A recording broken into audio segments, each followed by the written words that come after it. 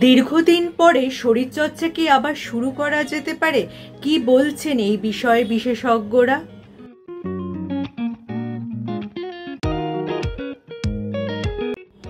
Hello friends, welcome back to my channel. আমার সব বন্ধুরা কেমন আছো?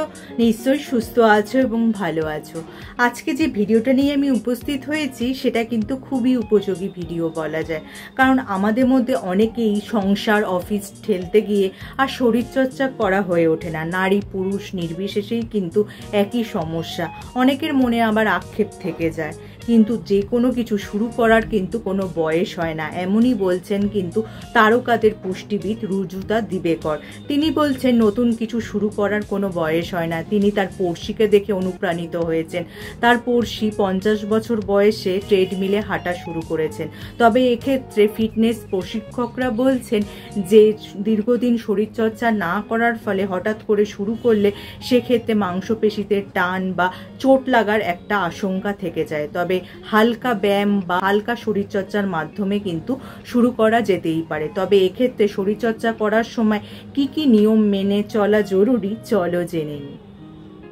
প্রথমেই যেটা বলবো যে বাড়িতেই যদি শরীরচর্চা করতে চাও সেক্ষেত্রে হালকা ব্যায়াম এবং জগিং প্রথমে শুরু করতে হবে।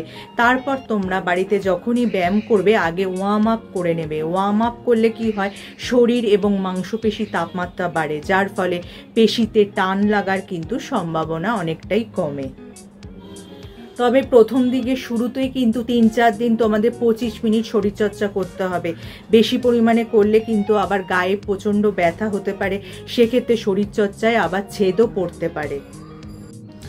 শুরুতে 1 থেকে 2 কেজি ওজন নিয়ে ব্যায়াম করাই যায়, তবে প্রশিক্ষকের নির্দেশ মেনে উপযুক্ত কৌশল না জেনে বাড়িতে একা করতে গেলে হিতে বিপরীত হতে পারে। 3 থেকে 4 দিন 20 মিনিট ব্যায়াম করার পরে ধীরে ধীরে সময়সীমা বৃদ্ধি করতে হবে। শুরুতে কোনো ব্যায়াম 1 বা 2 সেট করা ভালো, সময়ের সঙ্গে সঙ্গে তা বাড়ানো দরকার। শরীরচর্চার শুরুটা করা দরকার ডায়নামিক স্ট্রেচিং দিয়ে। এতে শরীরের তাপমাত্রা বাড়তে থাকে, পেশি সংকোচন এবং প্রসারণের ফলে রক্ত চলাচল ভালো হয়। শরীরচর্চার শেষ ধাপে জরুরি স্ট্রেচিং। এটি শরীরের তাপমাত্রা আবার আগের অবস্থায় আনতে সাহায্য করে, শরীর ঠান্ডা করে। তাহলে যদি আজকে আমার ভিডিওটা তোমাদের কাজের মনে হয় বা তোমাদের উপকারে আসে, লাইক আর শেয়ার করে দিতে একদমই ভুলো না। যারা আমার এই চ্যানেলটা প্রথম দেখছো, চ্যানেলটাকে অবশ্যই সাবস্ক্রাইব করে নিও এরকম উপযোগী ভিডিও আরও দেখার জন্য। তার পাশে যে বেল আইকনটা আছে ওটা প্রেস করে অন করে দিও, যার ফলে যখনই আমি ভিডিও আপলোড করব নোটিফিকেশন তোমাদের কাছে পৌঁছে যাবে। আজ তাহলে আসি, আবার দেখা হবে আগামী পর্বে।